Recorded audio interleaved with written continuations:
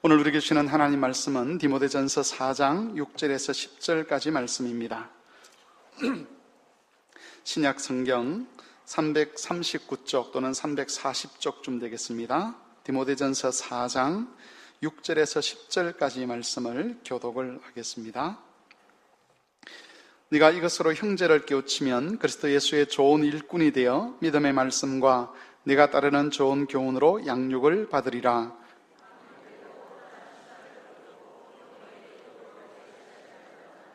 육체의 연단은 약간의 유익이 있으나 경건은 범사에 유익하니 금생과 내생에 약속이 있느니라. 같이 읽습니다. 이를 위하여 우리가 수고하고 힘쓰는 것은 우리의 소망을 살아계신 하나님께 두미니 곧 모든 사람, 특히 믿는 자들의 구주시라. 아멘.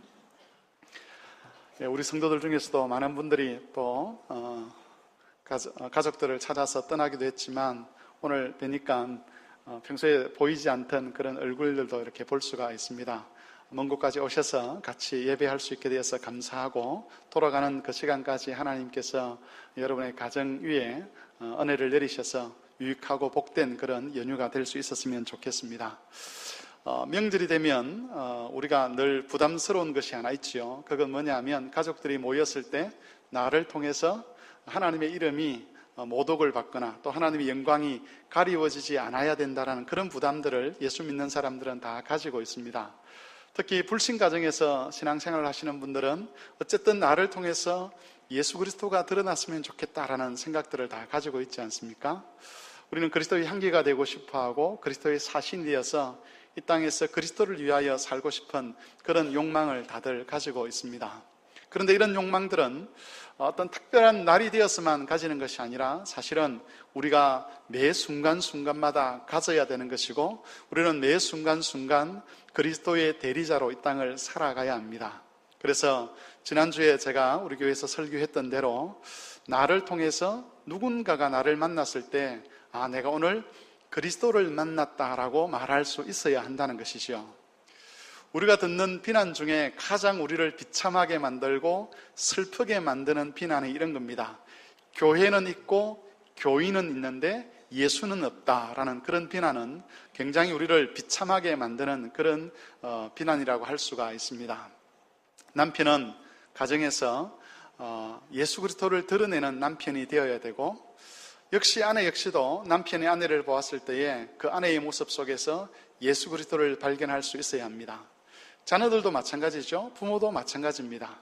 그리고 제가 강조하듯이 우리가 식당에 또는 가게에 손님으로 들어갔을 때에 그 주인이 손님으로 찾아온 우리 속에서 예수 그리스도를 볼 수 있어야 합니다. 이런 것을 일컬어서 경건함이다, 그렇게 이야기를 합니다. 우리의 삶에서 예수 그리스도가 다른 사람에게 비춰지는 그것을 두고 경건한 삶이다, 그렇게 이야기를 하는 것이지요. 오늘 설교 본문을 보시면 믿보다 이 말이여라고 되어 있습니다. 믿보다는 말은 신뢰할 만하다, 믿을 만하다, 누구든지 이 말을 받을 만하다는 그런 의미입니다. 그러면 어떤 말이 믿본 말이냐 하면 바로 그 8절에 있는 말입니다.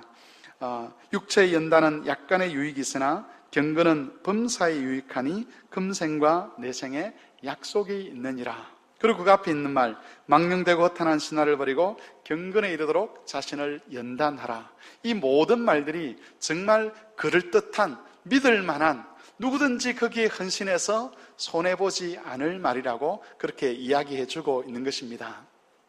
오늘은 이 제목을 중심으로 두 가지 주제를 가지고 하나님 말씀을 전하고자 합니다. 첫 번째는 경건을 위해서는 하나님의 말씀이 전해져야 되는데 그 하나님 말씀이 고난 가운데 전해진다는 것이고, 두 번째는 이 경건이 범사에 하나님 백성들을 유익하게 한다는 것입니다. 첫 번째로 경건을 위한 말씀이 고난 가운데 증거되는 것에 대해서 살펴보겠습니다. 그리스도인의 경건은 아무렇게나 해서 이루어지는 것은 아닙니다. 경기하는 자가 법대로 경기해야만 상을 얻을 수 있는 것처럼 경건이라는 것도 하나님이 정하신 규칙과 법을 따라서 이루어질 때 그리스도를 드러내는 온전한 경건이 될 수가 있습니다. 6절을 보시면 바울은 경건이라고 하는 것이 믿음의 말씀과 좋은 교훈으로 양육을 받는 것이라 그렇게 설명을 하고 있습니다. 여기서 좋은 교훈으로 번역된 것은 우리 성도들은 다 아시겠지만 건강한 교리라는 말로 번역이 되어야 합니다. 그러니까 우리가 경건한 자리에 이르고 싶다고 하면, 다시 말해서 예수 그리스도에게까지 자라고 싶다라고 하면 뭐가 필요하느냐 하면 믿음의 말씀과 건강한 교리, 오염되지 아니하고 병들지 않는 바른 교리가 있어야만 한다는 것이고, 그 교리로서 자신의 삶을 돌아보고 점검하는 사람이 경건의 자리에 이를 수 있다는 것입니다. 그런데 여러분, 이런 건강한 말씀이 계속해서 교회에서 증거되는 것은 저절로 이루어지는 일은 결코 아닙니다. 6절을 다시 보시면 네가 이것으로 형제를 깨우치면 이라고 시작을 합니다마는 앞쪽에 말이 하나 붙어야 합니다. 만일 네가 이것으로 형제를 깨우치면 이라고 그렇게 번역을 하는 게 맞습니다. 다시 말하면 디모데가 형제를 깨우쳐서 경건에 이르도록 하는 그 일이 정해진 일이 아니고 디모데가 그렇게 할 수도 있고 하지 않을 수도 있는 그런 일이라는 것입니다. 실제로 디모데는 에베소 교회에서 목회하는 동안에 자신이 사도 바울로부터 전수받았던 그 경건한 말씀, 그 거룩한 말씀을 증거하는 일에 많은 방해를 받았습니다. 에베소 교회에는 건강한 말씀을 왜곡시키려고 했던 거짓 교사들과 그 거짓 교사들을 따르는 무리들이 있었는데, 이 사람들이 지속적으로 디모데의 사역을 방해하고 디모데의 설교에 대해서 시비를 걸고 그 설교에 대해서 이러저러한 비난들을 가했었습니다. 오늘 성경을 몇 곳 찾아볼 건데 먼저 디모데후서 1장 8절을 한번 찾아보겠습니다. 성경을 뒤로 조금 넘기면 디모데후서가 있습니다. 디모데후서 1장 8절 말씀을 다 같이 한번 읽어보겠습니다. 그러므로 너는 내가 우리 주를 증언함과 또는 주를 위하여 갇힌 자 된 나를 부끄러워하지 말고 오직 하나님의 능력을 따라 복음과 함께 고난을 받으라. 여러분, 누군가가 바울이 지금 이 편지를 기록하고 있을 때에는 감옥에 갇혀 있는 상태였습니다. 그래서 어떤 사람들은 이 말씀을 이해를 할 때에 바울이 복음을 전하다가 감옥에 갇혔으니까 디모데를 향해서도 너도 감옥에 갇힐 각오를 하고 복음을 전해야 된다라는 그런 의미로 이 말씀을 자주 이해를 합니다. 그런데 문맥을 보고 디모데후서라는 성경 전체를 보면 이 고난을 받는 현장이 교회 밖이 아니라 주로 교회 안이라는 것을 알 수가 있습니다. 그러니까 디모데가 예수 그리스도를 바르게 증언하고 또 하나님의 능력을 따라 복음을 전하는 것을 방해받는 1차적인 장소는 교회 밖 이방인들이 아니라 바로 교회 안이라는 것이지요. 왜 이런 권면을 할 수밖에 없었는가 하는 것이 디모데후서 4장 1절에서 5절 말씀에 기록이 되어 있습니다. 우리 그 말씀도 같이 한번 읽어보겠습니다. 디모데후서 4장 1절에서 5절까지 말씀입니다. 다 같이 읽겠습니다. 하나님 앞과 살아있는 자와 죽은 자를 심판하실 그리스도 예수 앞에서 그가 나타나실 것과 그의 나라를 두고 엄히 명하노니 너는 말씀을 전파하라. 때를 얻든지 못 얻든지 항상 힘쓰라. 범사의 오래 참음과 가르침으로 경책하며 경계하며 권하라. 때가 이르리니 사람이 바른 교훈을 받지 아니하며 기가 가려워서 자기의 사욕을 따를 서성을 많이 두고 또 그 길을 진리에서 돌이켜 허탄한 이야기를 따르리라. 5절도 같이 읽겠습니다. 그러나 너는 모든 일에 신중하여 고난을 받으며 전도자의 일을 하며 내 직무를 다하라. 바울이 디모데로 하여금 복음과 함께 고난을 받아야 된다라고 하는 그 1차적인 고난받는 장소가 교회 아닐 수밖에 없는 이유가 바로 여기에 있는 것이죠. 사람들이 귀가 잘못되어서, 다시 말하면 귀가 가리워져서 하나님의 바른 말씀을 듣기보다는 오염된 말씀을 듣기를 더 좋아한다는 것입니다. 건강한 교리 그리고 믿음의 말씀은 사람의 죄를 지적하고 사람으로 하여금 자기 죄에서 돌이키도록 그렇게 만들어 갑니다. 그 말씀이 바르게 선포되면 우리 양심의 찔림을 받게 됩니다. 이렇게 살아서는 안 되는 거구나, 하나님은 이런 죄악을 싫어하시는구나 라고 생각을 하는 것이지요. 그리고 무엇보다도 우리가 옳다고 여겼던 것, 우리가 맞다고 여겼던 것들에 대해서 많은 말씀들이 잘못되었다라고 지적을 하면서 우리로 하여금 순종하기 힘든 쪽으로 우리를 이끌어 가려고 합니다. 하나님의 바른 말씀은 우리의 죄성과 어울리는 것이 아니지요. 그래서 우리는 가능하면 그 말씀에서 멀어지고 싶어하고 벗어나고 싶어합니다. 그런데 오염된 말씀들, 그리고 건강하지 못한 병든 교리들은 사실은 사람들이 들어도 마음에 큰 부담이 없는, 약간의 헌신만 하기만 하면 마음에 만족을 줄 수 있는 그런 말씀들이라고 볼 수가 있는 것이죠. 인간의 재성과 맞아떨어지는 것, 우리의 영적 게으름과 맞아떨어지는 그런 병든 말씀들을 사람들이 좋아하게 된다는 것입니다.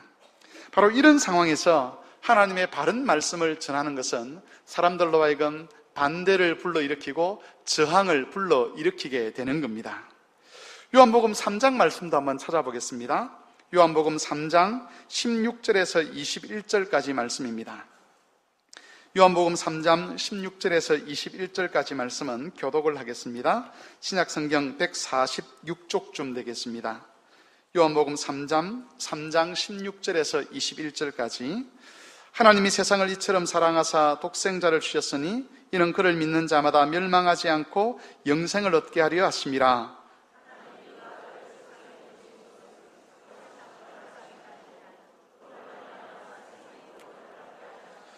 그를 믿는 자는 심판을 받지 아니하는 것이요 믿지 아니하는 자는 하나님의 독생자의 이름을 믿지 아니함으로 벌써 심판을 받은 것이니라.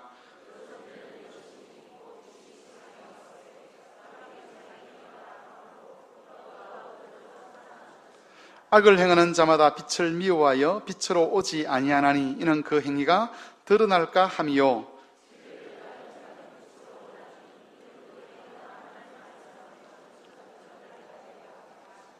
아멘.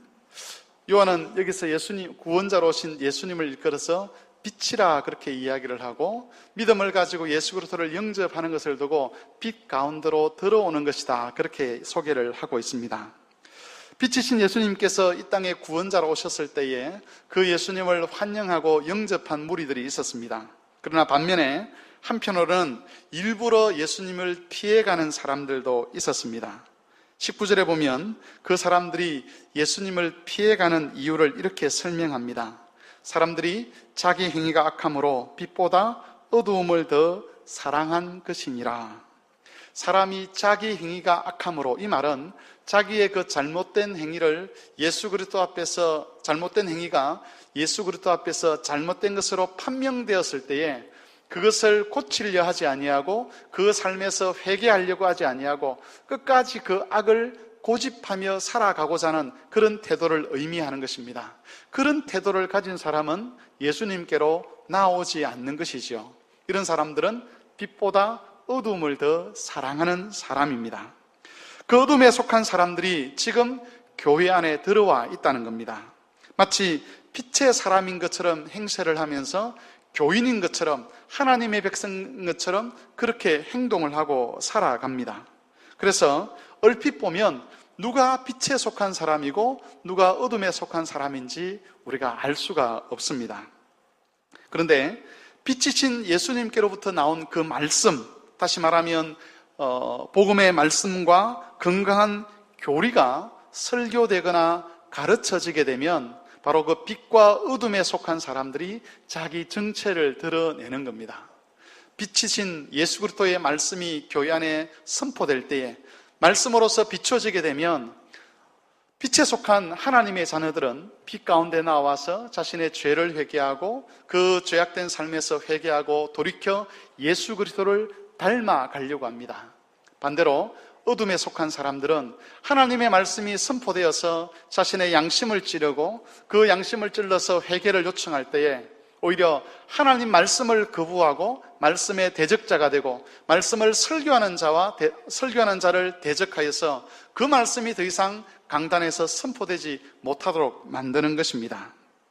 이런 상황에서 원래의 복음의 교리, 건강한 말씀을 전하려고 하면 배척을 당하든지 따돌림을 당하든지 반대를 경험할 수밖에 없는 것이지요.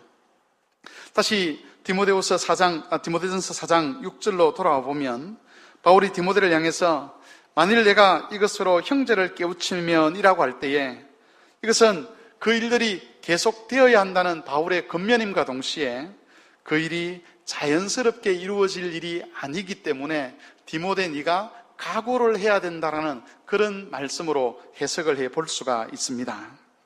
바울은 믿음의 말씀과 건강한 교리가 교회 밖에서가 아니라 1차적으로 교회 안에서조차 거부될 수 있다는 것을 알았습니다.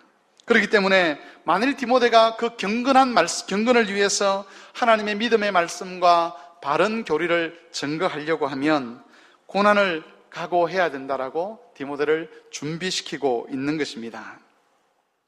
성도 여러분, 미혹하는 영과 귀신의 가르침에 마음을 빼앗겨버린 사람은 복음의 말씀과 건강한 교리를 거부하려고 할 것입니다. 이런저런 핑계와 이유를 대면서 하나님 말씀이 바르게 설교되고 가르쳐지는 것을 거부하고 그것을 듣는 자리를 또한 거부하려고 할 것입니다. 우리는 우리가 듣는 말씀이 어디서부터 온 것인지를 잘 분별할 수 있어야 합니다. 이것이 빛이시요 우리의 구원자이신 예수 그리스도로부터 온 것인지, 아니면 이 말씀은 미혹하는 영과 귀신들로부터 온 것인지를 구별하여서 어느 말씀에 우리가 순종해야 될지를 알아야 한다는 것입니다. 또한 우리 각자가 듣고 배우는 말씀이 정말 예수 그리스도로부터 온 그 생명의 말씀이 맞다라고 여기지면, 비록 그 말씀이 우리 아픔을 지적하고 우리의 죄악을 지적하며 우리의 양심을 고통스럽게 만든다 할지라도 그것을 거부할 것이 아니라 회개하여 그 말씀에 순종하는 삶의 자리로 나아가야만 합니다. 만일 그렇지 않게 되면 우리가 어떤 사람이 되느냐 하면 바로 복음을 학대하는 사람, 복음을 핍박하는 사람, 예수 그리스도를 핍박하고 그의 사역을 방해하는 사람의 자리에 설 수가 있다는 것이지요. 여러분, 가정에서 아내로 남편으로 살아갈 때에, 부모로 자녀로 살아갈 때에 여러분을 통해서 예수 그리스도를 보여주고 계십니까? 물론 우리가 살아감에 있어서 많은 문제들이 가정에 생길 수가 있습니다. 때로는 경제적인 문제, 때로는 어떤 질병의 문제, 때로는 사회적인 문제들로 인해서 가정에 어려움을 당하는 경우들도 있겠죠. 그런 어려움을 헤쳐나갈 때, 그런 어려움 앞에 직면할 때에 여러분의 남편이, 여러분의 아내가, 여러분의 자녀가 또는 여러분의 부모님이 여러분을 보았을 때, 아, 내가 예수 그리스도의 형상을 가진 사람들과 더불어 살아가고 있다는 확신을 심어주고 계십니까? 만일 그렇지 않다면 우리는 지금 하나님께서 말씀하신 그 경건을 우리가 이루지 못하는 삶을 살고 있는 것이고 회개해야 된다는 것을 의미하는 것이죠. 하나님은 우리로 하여금 회개하도록 하기 위하여, 경건에 이르도록 하기 위하여 바른 말씀을 주셨습니다. 그렇다면 바른 말씀이 선포될 때에 그것을 거부하거나 거기서 마음을 돌이키는 것이 아니라 오히려 그 말씀 앞에 부복하고 엎드려서 우리의 죄를 회개하고 하나님 말씀대로 살아내기 위해서 치열하게 자기의 죄성과 싸우는 그런 몸부림, 영적인 싸움을 싸워가야만 하는 것입니다. 성도 여러분, 우리가 각자 듣고 배우는 말씀이 예수 그리스도에게서부터 온 것이 맞다면 그 말씀에 순종하시기를 바랍니다. 그리고 그 말씀이 강단에서 끊임없이 선포되도록 기도하시기를 바랍니다. 여러분이 속한 교회에서 그 강단이 바른 교리와 바른 말씀을 전가하는 강단이 되어서 그 말씀을 통해서 경건이 훈련되고 그 말씀을 통해서 믿음의 연단이 이루어질 수 있도록 기도함으로 하나님께서 그 강단을 통해서 하나님의 선한 일을 이루어 가실 수 있기를 바랍니다. 우리가 두 번째로 살펴볼 것은 이 믿음의 말씀과 건강한 교리를 통해서 이루어지는 경건이라고 하는 것이 범사에 유익하다는 것입니다. 우리는 종종 경건이라는 것을 고통이라고 여깁니다. 내가 이렇게 헌신하고 이렇게 오래 참고 이런 식으로 내가 수고하고 그래서 그것은 내게 피해를 주는 것이다 라고 그렇게 이야기를 하지만 본문에서 성경은 뭐라고 이야기를 하느냐 하면 경건은 범사에 유익하다 그렇게 가르치고 있습니다. 7절을 보시면 바울은 망령되고 허탄한 신화를 버리고 경건에 이르도록 자신을 연단하라고 디모데에게 권면을 합니다. 이 권면은 1차적으로 에베소 교회 목사였던 디모데와 그리고 교회의 직분자들에게 주시는 말씀입니다. 그런데 9절을 보시면 mit보다 이 말이여 모든 사람이 받을만 하도다라고 이야기를 하면서 디모데뿐만 아니라 직분자뿐만 아니라 모든 사람들이 경건에 이르는 훈련을 해야 한다라고 그렇게 가르쳐주고 있습니다. 왜냐하면 8절 말씀 때문에 그렇습니다. 디모데전서 4장 8절은 이렇게 이야기합니다. 육체의 연단은 약간의 유익이 있으나 경건은 범사에 유익하니 금생과 내생에 약속이 있느니라. 금생, 내생 이러니까 어떤 느낌이 듭니까? 금세, 내세 이런 느낌이 들죠. 그래서 어떤 사람은 금생, 내생 이것이 금생은 지금 우리가 살고 있는 이 생명을 금생이라고 이야기를 하고 내생은 죽은 다음에 이루어지는 생명, 그걸 내생이다 이야기를 그렇게 해석을 하는 사람이 있습니다만은 이 말씀은 하나님이 우리에게 주신 영생을 표현하는 또 다른 표현이라고 이야기해 볼 수가 있습니다. 다시 말해서 하나님이 우리에게 주신 새 생명 전체를 일컬어서 금생과 내생 이렇게 이야기를 하는 것이죠. 만일 우리가 영생을 소유받지 못했다면 내생이라는 것은 다가오는 생명이라는 것은 없는 것이죠. 생명을 금생과 내생으로 이야기한다는 것은 우리가 영생을 소유했다는 것을 나타내는 것이고 그 영생은 하나님이 우리에게 주신 새로운 생명입니다. 그래서 여러분 이렇게 정리를 해볼 수가 있는 것이죠. 경건이라는 것은 영생에 대한 하나님의 약속을 이루는 것이다. 그렇게 정리를 해볼 수가 있습니다. 경건이 왜 유익하냐? 경건은 영생에 대한 하나님의 약속을 이루는 것이기 때문에 모든 사람이 받을 만한 모든 사람에게 유익한 것이다. 그렇게 증거를 하는 것입니다. 여러분, 우리가 영생을 얻었다라고 할 때에 대개의 사람들은 영생을 오래 사는 것, 죽지 않고 사는 것, 거기에 초점을 맞추려고 합니다. 하지만 영생의 본질은 그런 길이에 있는 것이 아니라 질에 있는 것이지요. 타락한 인생들이 마치 짐승처럼 살아가다가 마귀의 종으로 마귀의 자식으로 살아가다가 하나님처럼 살게 되는 것, 그것이 영생의 본질입니다. 우리가 하나님을 알기 전에 예수 그리스도로 말미암아 구원을 얻기 전에 우리는 마귀와 더불어 하나님을 대적하던 자들이었고 참 안식과 평화를 알지 못한 채 자기 자신의 만족을 위해서 그 다함이 없는 노력을 하거든 그런 사람들이었습니다. 뿐만 아니라 우리 죄인들 앞에는 마귀가 하나님으로부터 받게 될 그 심판이라는 운명을 함께 받을 그런 존재로 우리가 살고 있었습니다. 그런데 하나님께서 거기서 우리를 끄집어내어서 하나님처럼 살 수 있도록 그렇게 만들어 주신 것이지요. 예수 그리스도를 우리의 머리가 되게 하시고 우리는 그리스도의 몸이 되어서 예수 그리스도께서 아버지와 성령과 더불어 하시는 그 거룩한 교제에 참여할 수 있도록 하셨고 그 성부와 성자와 성령 하나님이 누리시는 그 평화와 안식과 그 모든 부유함과 영광을 다 누리도록 우리를 영생의 자리에 초대를 하셨습니다. 이 영생의 삶을 누릴 수 있도록 하는 하나님의 방법이 무엇이냐? 그게 바로 경건에 이르도록 하는 것입니다. 그래서 경건한 자는 신적인 삶을 더 풍성히 누릴 수가 있는 겁니다. 이 땅에서 우리가 타락한 죄의 흔적을 가지고 살아가지 않습니까? 그런 죄의 흔적들은 끊임없이 우리가 약속받은 그 영생의 삶을 위협합니다.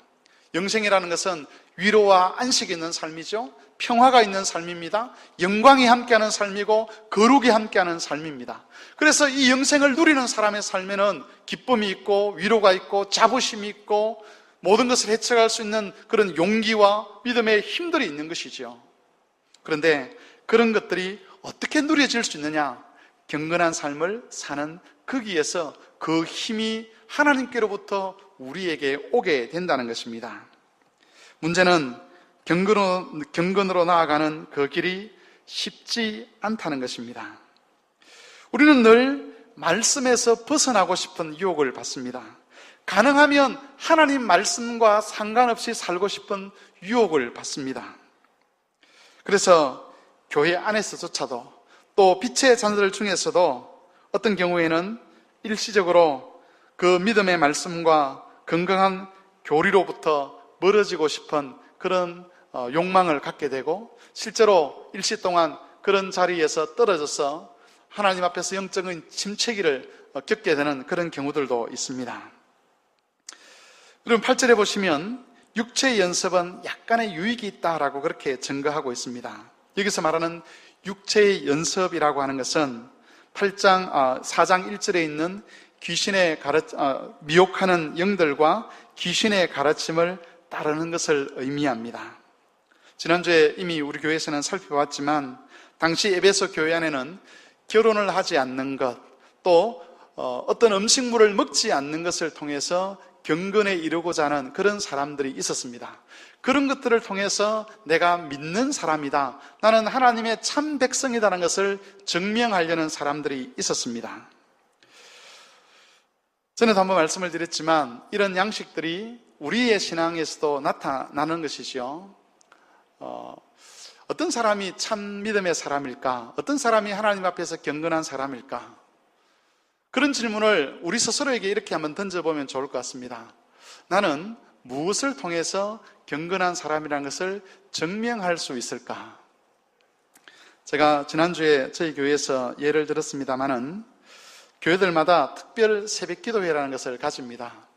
특별 새벽기도회를 할 때에 출석표를 다 나누어 주죠. 이렇게 스티커를 붙이게 합니다. 일주일이면 일주일, 2주일이면 2주일, 또 어떤 교회는 세일회라고 해서 3주 동안 특별 새벽기도회를 하는 교회들도 있습니다. 그런 기도회를 할 때마다 가족별로 또는 개인별로 출석표를 만들어서 스티커를 다 붙입니다. 그래서 한 번도 빠지지 않고 다 새벽기도에 참석한 사람들은 자부심을 갖죠. 야, 내가 그래도 하나님 앞에서 이 새벽기도 시간에 한 번도 빠지지 않고 다 참석해서 기도를 했다.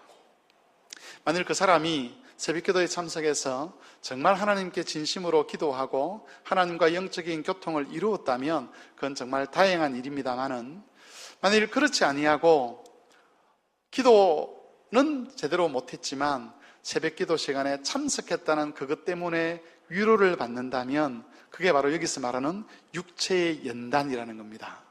내가 이것을 통해서 다른 사람이 하지 않는 그것을 나는 했고, 그래서 하나님 앞에서 내가 인정받을 거다라고 자신의 종교심을 스스로 위로하는 것, 그게 바로 육체의 연단입니다. 누가복음 18장 9절로 한번 가보겠습니다. 여러분이 잘 아시는 내용이 기록이 되어 있는데 누가복음 18장 9절에서 14절까지 말씀, 이 말씀도 교독을 한번 해보겠습니다. 신약성경 127쪽쯤 되겠습니다. 누가복음 18장 9절에서 14절까지 말씀 교독하겠습니다. 또 자기를 의롭다고 믿고 다른 사람을 멸시하는 자들에게 이 비유로 말씀하시되,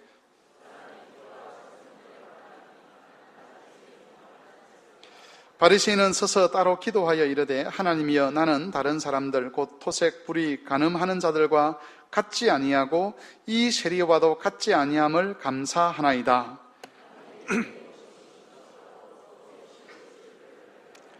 세리는 멀리 서서 감히 눈을 들어 하늘을 쳐다보지 못하고 다만 가슴을 치며 이르되, 하나님이여 불쌍히 여기소서, 나는 죄인이로소이다 하였느니라.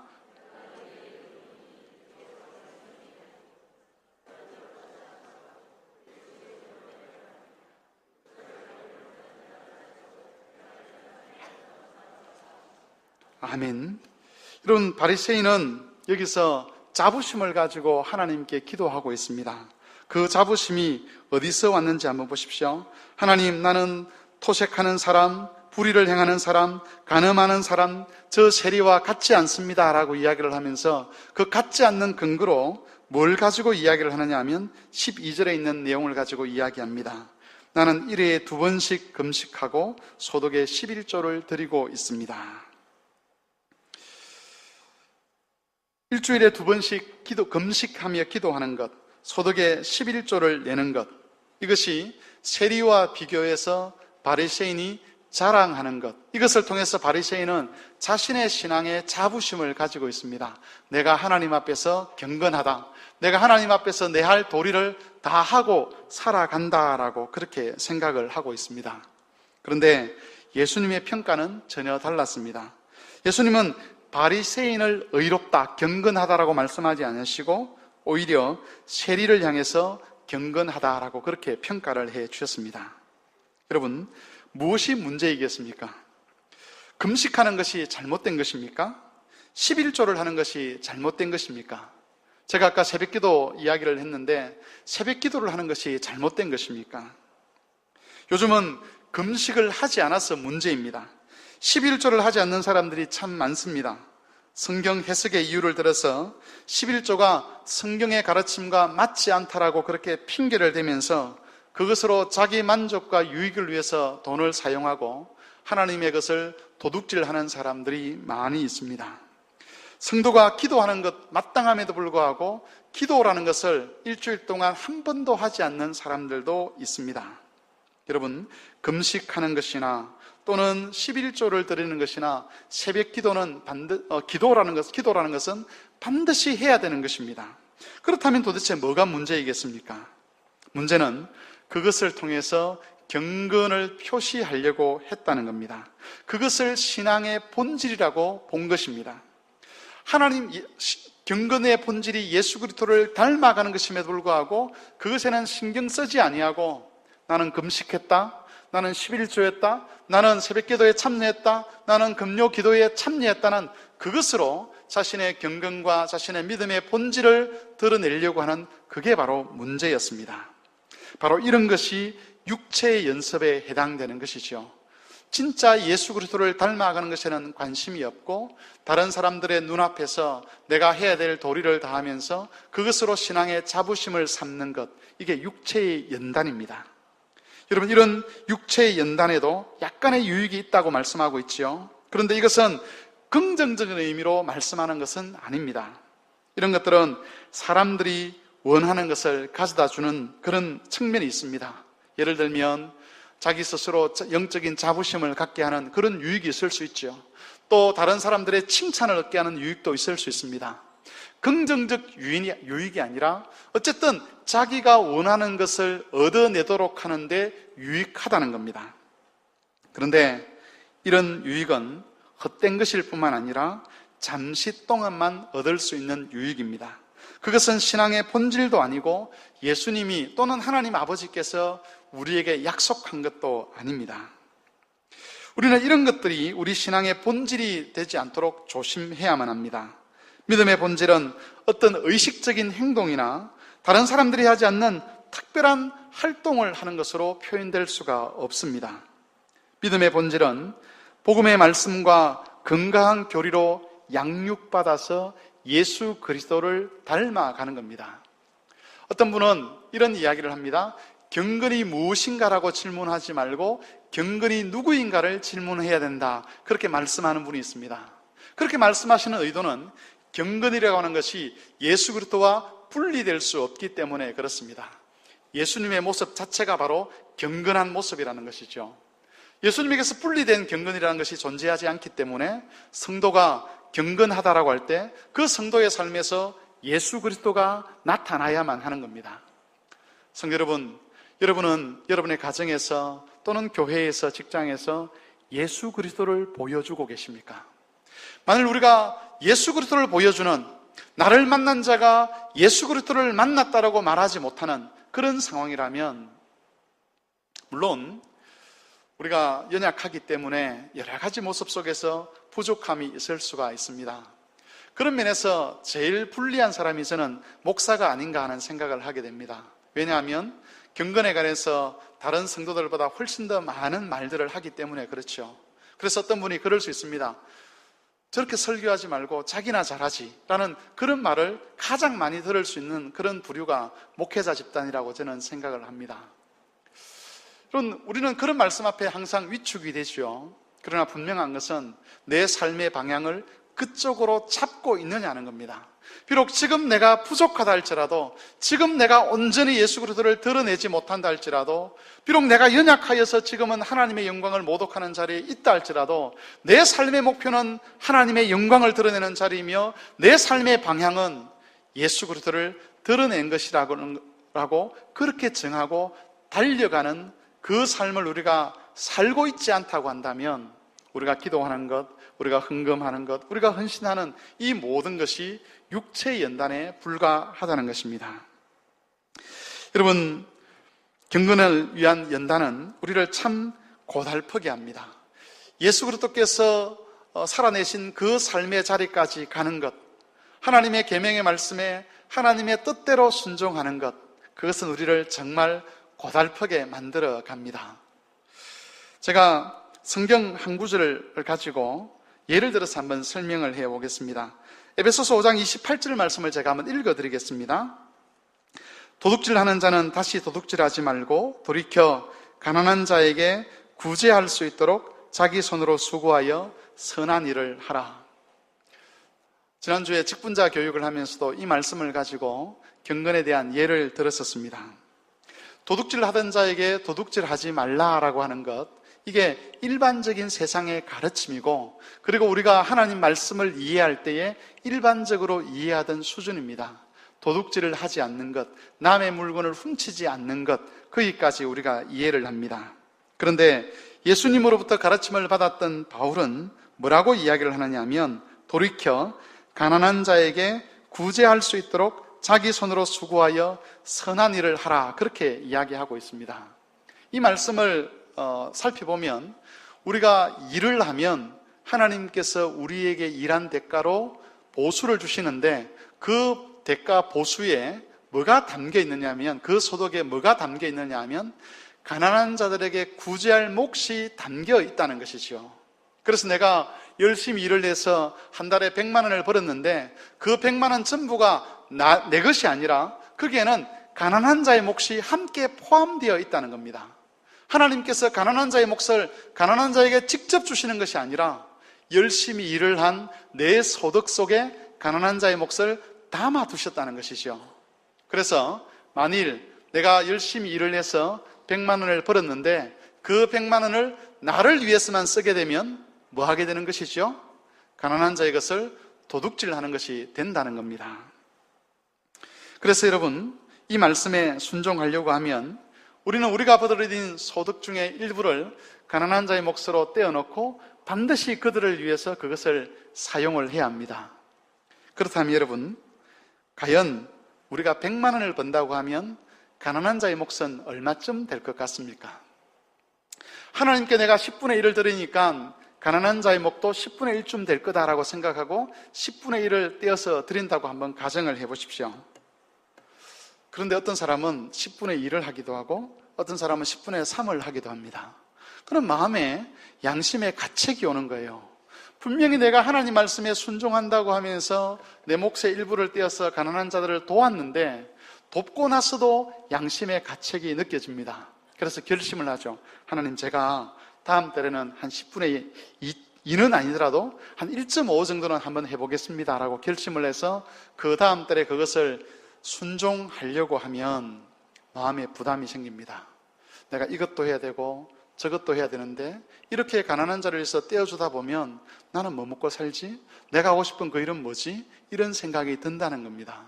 그래서 자기의 염려와 근심 때문에, 때로는 자기 욕심 때문에 그것을 내어놓지 못하는 그런 경우들이 생깁니다.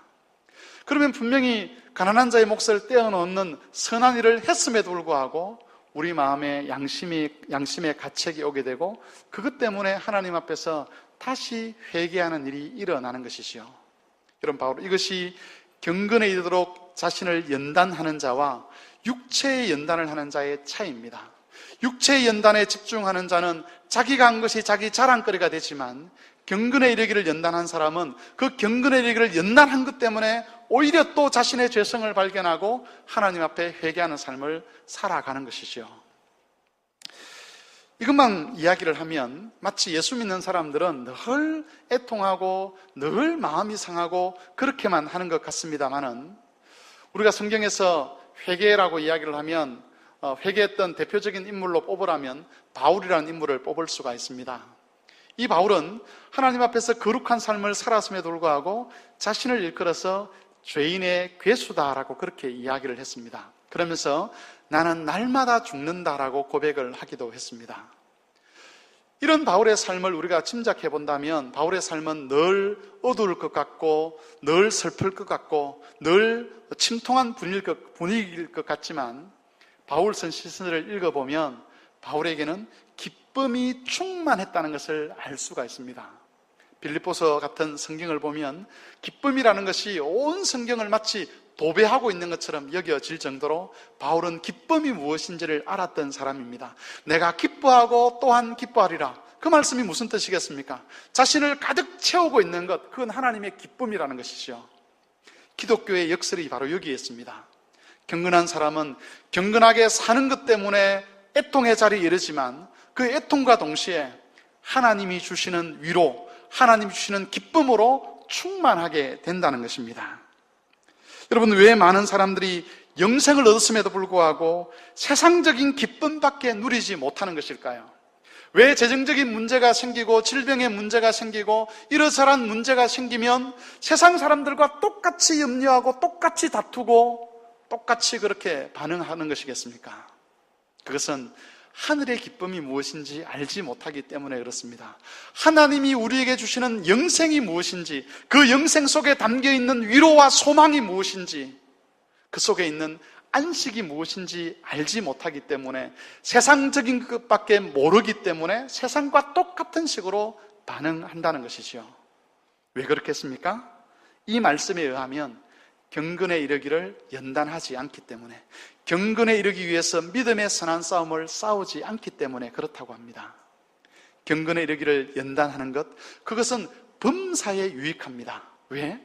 금생과 내생에 하나님 주신 그 영생에 대한 약속이 있는 길이기 때문에 그렇습니다. 여러분, 좋은 그리스도인, 좋은 아내와 좋은 남편, 좋은 부모와 좋은 자녀, 좋은 형제, 좋은 자매, 좋은 손님, 좋은 주인이 되기 위해서 피 흘리기까지 싸우는 일을 하게 되면 한편에서는 우리 마음 가운데 부담도 있고 아픔도 있지만 다른 한편으로는 세상이 알 수 없는, 세상이 이해할 수 없는, 세상이 감히 상상도 할 수 없는 하늘의 위로와 기쁨, 하늘의 안식을 경험할 수가 있는 것입니다. 경건에 이르기를 연습하는 그것은 우리로 하여금 그리스도 안에서 약속받은 영생을 누리도록 하는 하나님의 길입니다. 말씀을 정리하겠습니다. 성도 여러분, 경건은 이렇게 범사에 유익한 것임에도 불구하고 이 경건은 모든 사람들의 것은 아닙니다. 10절을 보십시오. 거기 보면 경건은 믿는 자를 구원하시는 하나님께 소망을 둔 사람만이 추구할 수 있는 것이라고 그렇게 가르쳐 주고 있습니다. 이 세상에 소망을 둔 사람은 비록 자신이 교인이라는 형식은 갖출 수 있지만 경건에 이르기를 연습할 수는 없습니다. 하나님께서 살아계시고 그 하나님께서 믿는 자들에게 영생을 선물로 주셨다는 것을 믿는 사람만이, 그리고 그 하나님께 소망을 두는 사람만이 경건을 위해서 믿음의 말씀과 그리고 건강한 교리로 자신을 연단할 수가 있는 것입니다. 설교자가 믿음의 말씀과 건강한 교리를 교회 안에서 증거하는 것도 쉽지 않는 일입니다.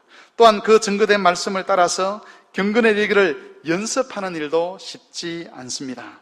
그러나 누구든지 하나님 말씀으로 자신을 연단하여 경건에 이르기를 힘쓰는 사람은 예수님이 약속하신 영생의 복을 누리게 될 것입니다. 이 주님의 약속을 마음에 새기십시오. 이것은 믿으신 말씀, 신실한 말씀, 믿을 만한 말씀입니다. 이 약속의 말씀을 마음에 새기셔서 이번 한 주간도 주님의 말씀으로 자신을 양육하는 경건한 삶을 살아가시고 영생의 복을 풍성히 누리시는 모든 성도들이 되시기를 바랍니다. 하나님 말씀을 생각하며 기도하겠습니다.